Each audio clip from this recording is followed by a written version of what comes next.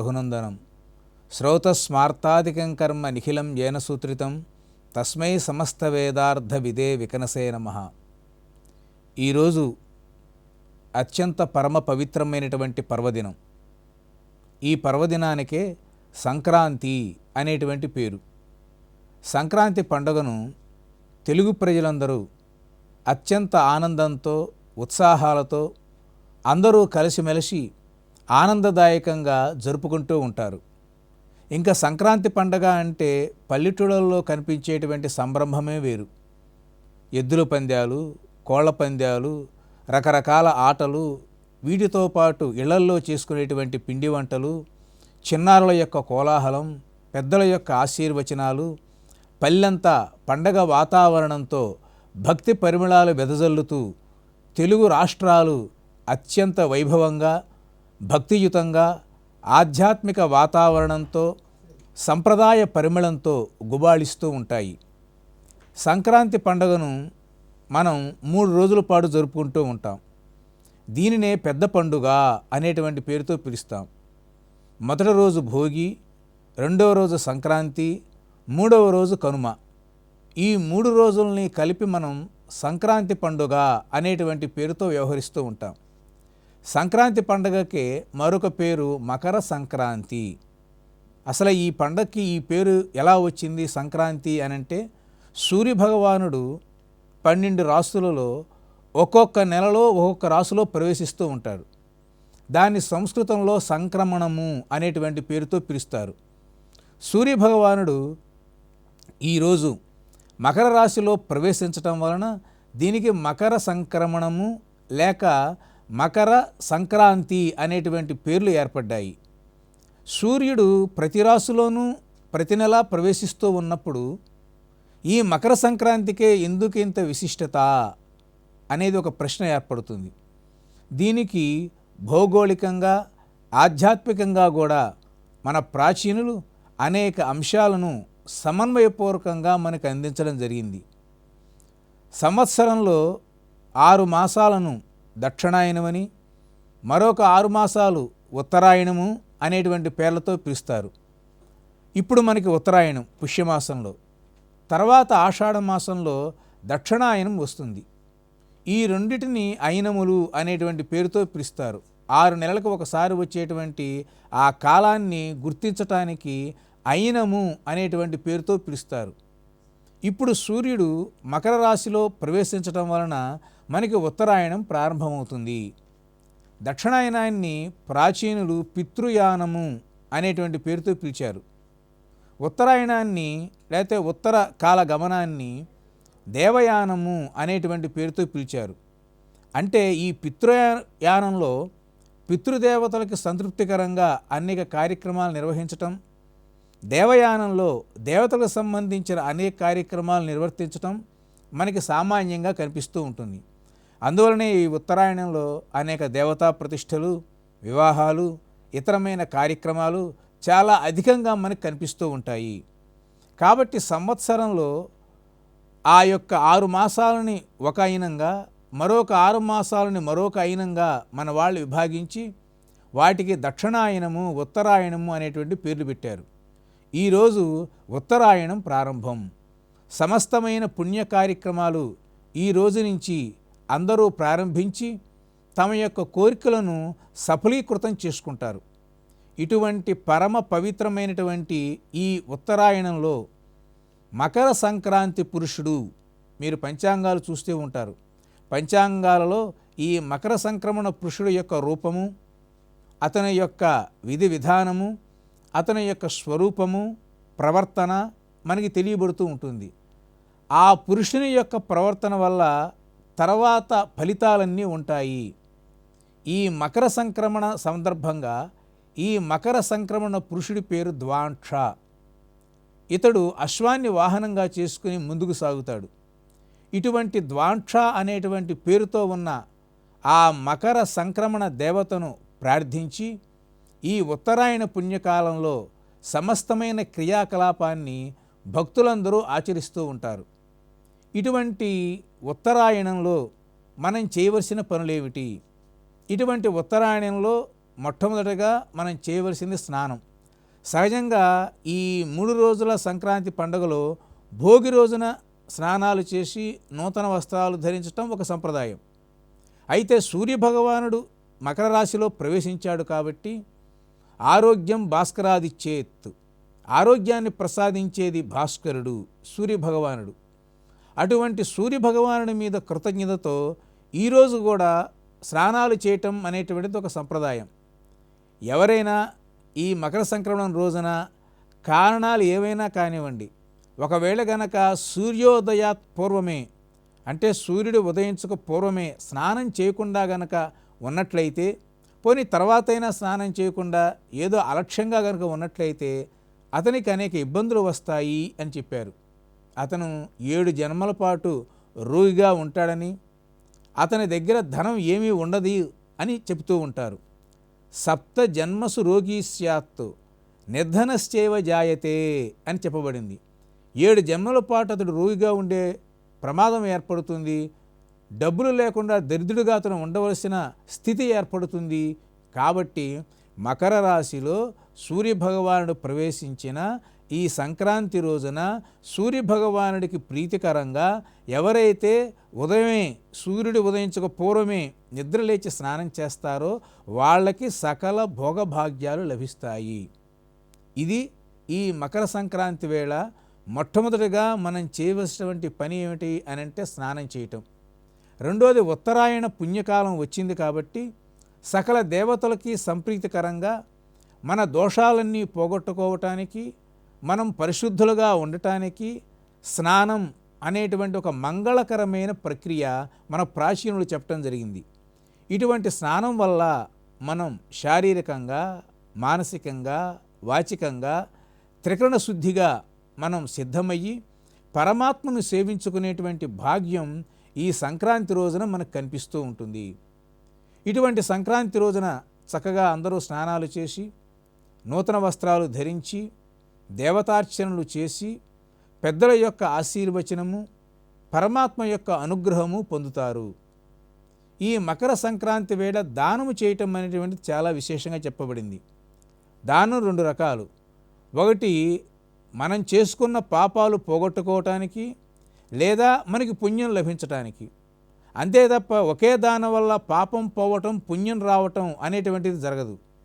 ఇటువంటి సంక్రాంతి శుభవేళ ఎవరైతే పేదలు ఉన్నారో వాళ్ళకి వస్త్రాలను దానం చేయటం, లేకపోతే వారు ఆకలితో ఉన్నారనుకోండి అన్నాన్ని దానం చేయటం, ఉత్తములైనటువంటి విప్రులకి అనేక విధాలుగా వస్తువులను సమకూర్చటం అనేటువంటిది ఏదైతే ఉందో దానివల్ల దానం చేసిన వారికి సకల భోగాలు కలుగుతాయి. మన ధర్మశాస్త్రాలు చెబుతున్నటువంటి ప్రధానమైన అంశం ఏమిటంటే, మానవునికి గనక సంపత్తు గనక ఉన్నట్లయితే దానిని సమాజ కళ్యాణానికి వినియోగించే విధంగా అతని యొక్క ఆర్థిక జీవన గమనం ఉండాలి. అతను సంపాదించిన దాటిలో కష్టపడచ్చు, ఏ రకంగానైనా ఆ ధనాన్ని సంపాదించవచ్చు, కానీ సమాజ వినియోగానికి దానిని ఉపయోగించటం అనేటువంటిది మన ధర్మశాస్త్రం యొక్క ప్రధాన లక్షణం. కాబట్టి ధనవంతులందరూ ఈరోజు తమకు తోచిన విధంగా దానాలు చేయవచ్చు. ధనం లేదు, చక్కగా శ్రమ సేవలు మనం అందించవచ్చు. అది లేకపోయినట్లయితే భగవన్నామస్మరణ చేస్తూ ఈ రోజుని పవిత్రంగా గడపాలి అని మనకి పెద్దలందరూ చెప్తూ ఉంటారు. కాబట్టి ఈ రోజున పేదలకు కానీ చదువుకున్న వారికి కానీ తిలలతో కూడుకున్నటువంటి వస్తువులను దానంగా ఇవ్వటం, లేదా ఆహారాన్ని అందించటం, లేదా వస్త్రాలను దానం చేయటం, లేదా వాళ్ళ శరీరానికి అవసరమయ్యేటువంటి రక్షణ కలిగించేటువంటి చెప్పులు ఇలాంటివి కూడా ఇవ్వటం అనేటువంటి అంశాలు మనకి శాస్త్రంలో కనబడుతున్నాయి. ఈ విధంగా సమాజంలో ఒక సమతుల్యత ఏర్పడటానికి, పేదవారికి ఉన్నవారు తమకున్నంతలో సహాయం చేయటానికి ఈ సంక్రాంతి పండుగ ఎంతగానో ఉపకరిస్తుంది అనేటువంటి అంశాన్ని మనం గ్రహించాలి. మూడవది, ఈ మకర సంక్రమణ వేళ పితృదేవతలకు ఎవరికి తోచిన విధంగా, ఎవరి శక్తికి తగిన విధంగా వారు దానాలు సమర్పించటం అనేటువంటిది మనకు కనిపిస్తూ ఉంది. దీన్నే పల్లెటూర్లలో పొత్తళ్ళు అనేటువంటి పేరుతో పిలుస్తూ ఉంటారు.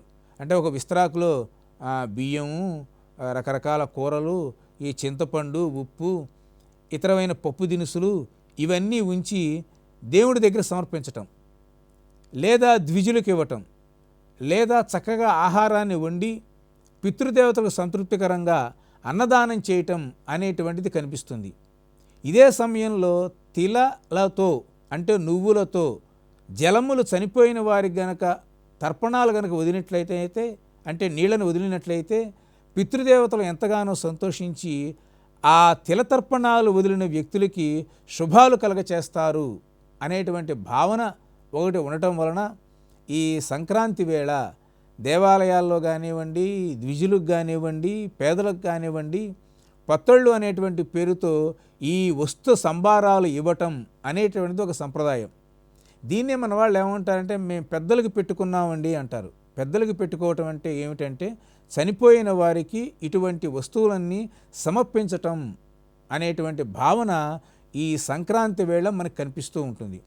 కాబట్టి సంక్రాంతి వేళ స్నానము, దేవాలయాల్లో దర్శనము, అర్చనము, దానము, పితృదేవతలకు సకల శుభాలు కలిగే విధంగా వారి ప్రీత్యర్థం అనేక వస్తువులను దానం చేయటము అనేటువంటి అంశాలు మనకి ఇందులో కనిపిస్తూ ఉన్నాయి. ఈ సంక్రాంతి అనేటువంటి ఈ పవిత్రమైన ఉత్తరాయణ పుణ్యకాలంలో పెద్దలకందరికీ రకరకాల సేవా దృష్టితో అనేక అంశాలతో పూజా కార్యక్రమాలు నిర్వర్తించటం, భోగి రోజు పెట్టిన బొమ్మల కొలువు ఏదైతే ఉందో ఆ బొమ్మల కొలువుకు కూడా వండినటువంటి పదార్థాలు నివేదన చేయటము, అదేవిధంగా చుట్టుపక్కల వాళ్ళందరికీ చక్కగా పేరంటానికి పిలిచి వాళ్ళకి రకరకాల వస్తువులను వాటన్నిటినీ ఇవ్వటం అనేటువంటిది ఈ సంక్రాంతి వేళ మనకు కనిపిస్తూ ఉంటుంది. సహజంగా పల్లెల్లో అనేక రకాల ఆటలు పాటలుతో చక్కగా పల్లెల్లో ఉండేవారందరూ ఆనందిస్తూ ఉంటారు, పిండి వంటలు చేసుకుంటూ ఉంటారు. మకర సంక్రాంతి వేళ చేసేటువంటి ప్రధానమైనటువంటి ఒక అంశం ఏమిటంటే పొంగలి వండుకోవటం. అంటే కొత్తగా వచ్చినటువంటి బియ్యం, కొత్తగా వచ్చినటువంటి బెల్లం, ఈ రెండిటిని కలిపి పాలును మిశ్రమం చేసి పాలు పొంగే విధంగా ఆ యొక్క పొంగల్ని వండుకుంటారు. పాల పొంగలి, లేకపోతే పరమాణము, లేక పాయసము ఏదైనా కానివ్వండి. పొంగుతుంది కాబట్టి అది పొంగలి. మనకి చక్కెర పొంగలి, కట్టి పొంగలి అనే పేర్లు మనం వింటూ ఉంటాం. ఈ పాలు ఇవన్నీ ఉండటం మూలంగా ఆ వండబడేటువంటి పదార్థం పొంగుతుంది. అలా పొంగి వస్తువు యొక్క అంటే ఆ పాత్ర యొక్క పైభాగం నుంచి కిందకి జాలువారే విధంగా మనం వండాలన్నమాట. ఆ విధంగా వండినటువంటి ఆ పదార్థాన్ని పరమాత్మకి నివేదన చేసి ఇల్లో ఉన్నవారందరూ తమతో పాటు మనకి వచ్చిన నచ్చినటువంటి బంధువులను కూడా పిలుచుకుని వచ్చి ఆ పొంగలిని ప్రసాదంగా స్వీకరించడం అనేటువంటిది సంక్రాంతి వేళ ప్రధానంగా జరిగేటువంటి ఒక ప్రక్రియ. ఇంత ముందు కాలంలో అంటే ఇప్పుడు నడుస్తూ ఉంది. ఇంత ముందు కాలంలో ఖచ్చితంగా సంక్రాంతి వేళ ధాన్యం ఇంటికి వచ్చేదన్నమాట. ధాన్యలక్ష్మి, ధాన్యం కూడా మనకి లక్ష్మీదేవియే. కాబట్టి కేవలం ధనమే లక్ష్మి కాదు, ధాన్యం కూడా మనకి లక్ష్మీయే. అటువంటి ధాన్యలక్ష్మి ఈరోజు పొలాల నుంచి కదలి ఇళ్లకు వచ్చేటువంటి శుభ సమయం ఈ సంక్రాంతి. ఆ యొక్క ధాన్యానంతా కొట్టుల్లో కానీ లేదా పురులాగా కట్టి దాంట్లో పోసుకుని బెల్లం నివేదన చేసి ఆడపిల్లల చేత ఆ ధాన్యానికి అంతటికే హారతి ఇప్పించటం అనేటువంటిది రైతుల కుటుంబాలలో సర్వసాధారణంగా జరిగేటువంటి ప్రక్రియ. కాబట్టే సంక్రాంతి ఇటు రైతుల పండగ, ఇటు ప్రజల పండగ, అటు దైవానికి ఇటు మానవులకి మధ్యన కాలము అనేటువంటి ప్రవాహం ఏదైతే ఉందో దానిని గుర్తిస్తూ గమనిస్తూ చేసుకునేటువంటి ఒక కాల సంబంధమైన పండుగ. రైతులందరూ చక్కగా కష్టపడి పంటలు పండించి కుప్పలు వేసి నూర్చి ఆ యొక్క ధాన్యాన్నంతా బస్తాలకు ఎక్కించుకుని తమ ఇళ్లకు తీసుకువచ్చి తమ యొక్క కష్టానికి తగిన ఫలితాన్ని ఆనందంగా పొందుతూ గడుపుతూ ఉండేటువంటి పండగ. కాబట్టి ఇది రైతుల పండగగా విఖ్యాతిని పొందింది. రెండోది, ధాన్యాన్ని ఈరోజు కొలిచి అందరికి ఇస్తూ ఉంటారు. ఒకప్పుడు ఈ ధన వినియోగం లేక పూర్వం ధాన్యమే వినియోగం. గ్రామంలో రైతుకి అన్ని విధాలుగా సహకరించిన కమ్మరులు కానీ కుమ్మరులు కానీ ఇతరమైనటువంటి వృత్తుల వారికి అందరికీ ధాన్యాన్ని కొలిచిచ్చేవారు. చాలా కాలం వరకు పల్లెటూళ్ళలో కూరగాయలు ఏమైనా కొనాలన్నా లేదా ఇంకేదైనా వస్తువులు కొనాలన్నా ధాన్యాన్ని కొలిచిచ్చేవారు. అదే మనకి కొలమానం. తర్వాత కాలంలో కాలక్రమంగా ధనం అనేటువంటిది ఈ నాణేల రూపంలోనూ కాగితాల రూపంలోనూ ప్రాధాన్యతలోకి వచ్చింది కాబట్టి ధాన్యంతో కొలవటం అనేటువంటి ఒక సంప్రదాయం వెనక్కి వచ్చింది. ఇటువంటి సంక్రాంతి రోజున సంప్రదాయబద్ధంగా తెలుగునాట మనకు కనిపించేటువంటి ఈ హరిదాసులు హరిలో రంగ హరి అంటూ వాళ్ళు ఆ రాగి చెంబు పాత్రను శుభ్రంగా తోముకుని దానికి నామాలు ఇవన్నీ పెట్టుకుని పూలతో అలంకరించుకుని ఆ పాత్రని శిరస్సు మీద ధరించి చిరతలు బట్టి శ్రీమన్నారాయణ యొక్క గాథలను పరమేశ్వరుని యొక్క గాథలను ఇతర సంప్రదాయ గాథలను ఈ ధనుర్మాసం నెల రోజులు పాడుతూ ఈరోజు ప్రధానమైన రోజున అందరి ఇళ్ల దగ్గర నుంచి బియ్యాన్ని స్వీకరిస్తూ ఉంటారు. ఆ రాగి పాత్రకి ఒక చక్కని పేరు అక్షయ పాత్ర. ఈ హరిదాసులు అనేటువంటి వాడు ఈ ధనుర్మాస నెల రోజులు ఈ సంక్రాంతి వేళ తప్ప మిగతా రోజుల్లో వాళ్ళ జీవనాన్ని వాళ్ళు గడుపుకుంటూ ఈ నెల రోజులు తమ వృత్తి ధర్మం ఏదైతే ఉందో దాన్ని కొనసాగిస్తూ తెలుగునాట సంస్కృతికి ఒక సజీవ చిహ్నాలుగా ఈ హరిదాసులు మనకు కనిపిస్తూ ఉంటారు. వారి పాటల్లో ఎంతో ఆధ్యాత్మికత, ఎంతో సామాజికత, ఎన్నో మానవీయ విలువలు, ఎంతో భక్తి భావన ఇవన్నీ మనకి వారి యొక్క పాటల్లో కనిపిస్తూ ఉంటాయి. చాలామంది ఈ హరిదాసుల యొక్క ఆ భక్తి సాహిత్యం మీద పరిశోధనలు చేసి దానిలో ఉండేటువంటి అర్థాన్ని పరమార్థాన్ని కూడా తెలియచేశారు. ఎక్కడెక్కడో శ్రీరంగంలో ఉండేటువంటి స్వామివారి గురించి పాటలు కూడా మనకి హరిదాసుల యొక్క పాటల్లో మనకు వినబడుతూ ఉంటాయి. అదేవిధంగా గంగిరెద్దులు వాళ్ళు కూడా చక్కగా వచ్చి ఈ ఎద్దులను ఆడించటం, ఆ సందర్భంగా అనేక కథలను వాళ్ళు వినిపించటం, పిచ్చుకల కుంట్ల వారని వాళ్ళు కూడా వచ్చి రకరకాల ఉపవృత్తుల యొక్క కథలన్నీ చెప్పటం, అదేవిధంగా పగటి వేషగాళ్ళు రావటం, కాటి కాపర్లు రావటం, ఇలా ఎందరెందరో ఈ యొక్క సంక్రాంతి వేళ వివిధ ఆధ్యాత్మిక జానపద సాంస్కృతిక రూపాలను ప్రదర్శించేటువంటి కళాకారులకందరికీ ఒక పెద్ద నిధి, పెన్నిధి ఈ సంక్రాంతి పండుగ. ఈ సంక్రాంతి పండుగ రోజున తెలుగు ప్రజల యొక్క ఐక్యత, తెలుగు ప్రజల మధ్య ఉండేటువంటి వివిధ భావాల యొక్క సమన్వయం, వారి యొక్క ఆలోచన విధానం, వారి భక్తి తత్పరత ఏదైతే ఉంటుందో అదంతా మనకి ఈ సంక్రాంతి వేళ వివిధ కళా ప్రదర్శన ద్వారా మనకు అర్థమవుతూ ఉంటుంది. మరొక అంశం ఏంటంటే ఆధ్యాత్మికంగా ఈ రోజున వైకుంఠ ద్వారాలు తెరుచుకుంటాయి అని మన వాళ్ళ యొక్క నమ్మకం. అందువలన ముగ్గుల్లో కూడా ఏం చేస్తారంటే వైకుంఠ వాకిళ్ళు అనేటువంటి ముగ్గులు వేస్తారు. ఆ వైకుంఠ వాకిళ్ళు ముగ్గులు వేసి అది ఓపెన్గా అంటే తలుపులు తెరుచుకుని ఉన్నట్టుగా ముగ్గులు వేస్తారు. వైకుంఠంలో కూడా శ్రీమన్నారాయణుడు లక్ష్మీ అమ్మవారితో కలిసి ఈ రోజున భక్తులకందరికీ తన దివ్య దర్శన భాగ్యాన్ని అనుగ్రహిస్తూ ఉంటాడు అని మనకి స్మృతులు పురాణాలు చెప్తూ ఉన్నాయి. దీనికి పూర్వమే మనకి వైకుంఠ ఏకాదశి అని ఒకటి వస్తుంది. దేవాలయాల్లో భక్తులందరూ ఉత్తర ద్వారం వైపు ఉండేటువంటి స్వామివారిని దర్శించుకుంటూ ఉంటారు. స్వామివారు చాతుర్మాస్యం 4 నెలల పాటు యోగ నిద్రలో ఉండి తర్వాత నిద్రలేచి దేవతలకందరికీ వైకుంఠ ఏకాదశి రోజున దర్శన భాగ్యాన్ని కలిగిస్తున్నారు కాబట్టి దానికి వైకుంఠ ఏకాదశి అనేటువంటి పేరు వచ్చింది. కాలగమనంలో అదోనో విష్ణుమూర్తికి సంబంధించిన కథ.